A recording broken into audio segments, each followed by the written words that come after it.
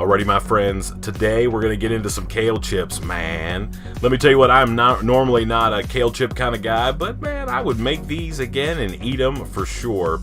The first thing we need to do with this kale is sort of cut off any parts of it that we think might be too thick or not good to eat. I bought this kale at the grocery store, and you can see that it's got that really like frilly, sort of lacy edge on it. I think there's a couple different kinds of kale.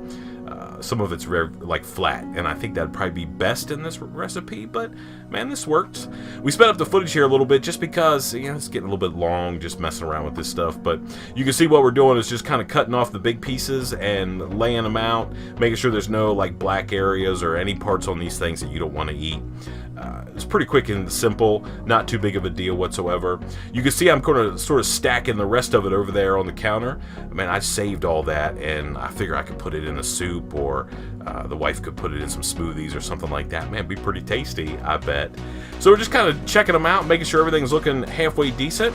And then as soon as we get them there, we're going to take them over to the sink and just sort of rinse everything off. We want to make sure we get any of the sand or dirt particles. Again, just kind of taking a look at them, making sure they're nice and clean, and there's nothing on there that we wouldn't want to put in our mouth, that's for sure. So from the colander, we got to take them over and get them dried off. We want to try to get them as dry as we possibly can. Now, I'm a paper towel sort of maniac, and I rolled out a bunch of paper towels there on the cutting board and just kind of laid them out the best I could, and laid another paper towel on top of them, and just sort of, I don't know, tried to blot as much of the water off as I could. Something maybe like a salad spinner or something like that might be better. I don't have one, but this seems to work out okay. Not too big of a deal. Just try to make sure they're as dry as you possibly can. We just repeated that for all the different pieces of kale, and I just sort of laid them over there. You can kind of see it in the background. I have a cooking tray that I just sort of laid them out. It just did enough for the first go round that I could fit on that tray. And now it's time to get them all seasoned. I just seasoned them with some salt and pepper, but before I put the salt and pepper on them, I just poured a little bit of olive oil on each of the leaves, and then took like a barbecue brush that I use for sauce and just kind of smooth that oil out across all those pieces of kale. Just try to get it as covered the best you can. Again, this type of kale makes it kind of difficult to do that, but we got the job done. And from there, it's literally just some salt and pepper. You can kind of see it sitting there in the background. Just put a little bit of salt and pepper. No real measurements here, just as much or as little or as much as you want, however you want to do it. And I tried to give them a pretty good even coat. I wasn't too worried about it. We just sort of took care of business. From there, we put them back in the oven, 350 degrees for 10 minutes. Didn't check them, didn't do anything, just let them sit in there for 10 minutes, drank a little bit of coffee, and then we just sprinkled them with some Parmesan cheese. It's just that kind in that green bottle that you get. You could probably upgrade your Parmesan cheese if you wanted to and use something fancy like that grated kind, or make your own or grate your own. But I just used just a little bit on each one. I sort of had some trouble figuring out exactly how much I wanted to put on there, so I sort of went back to them a couple and just sort of made it look the way that I wanted to.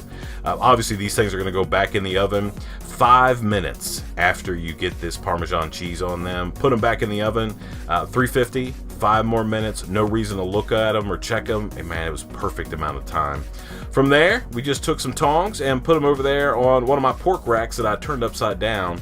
I figured I just wanted a little bit of clearance, make sure any of that moisture and that heat would be able to get out of them pretty quick.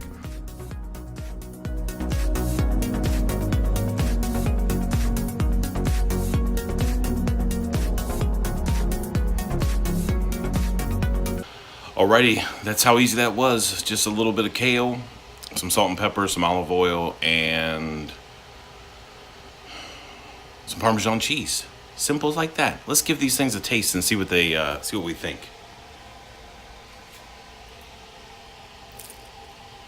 Now they're a little dry on the edges. I think there's some kale that's like flat, and it's not like this like, I don't know, fancy kind of deal. But let's see.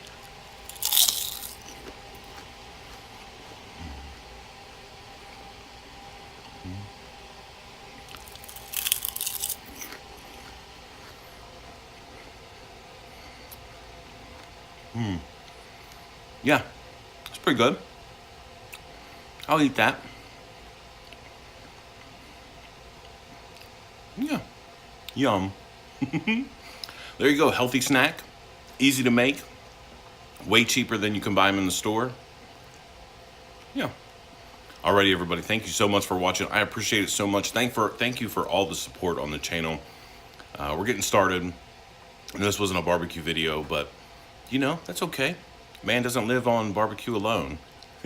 Maybe we do. I don't know. Thank you so much for watching. We'll see you next time.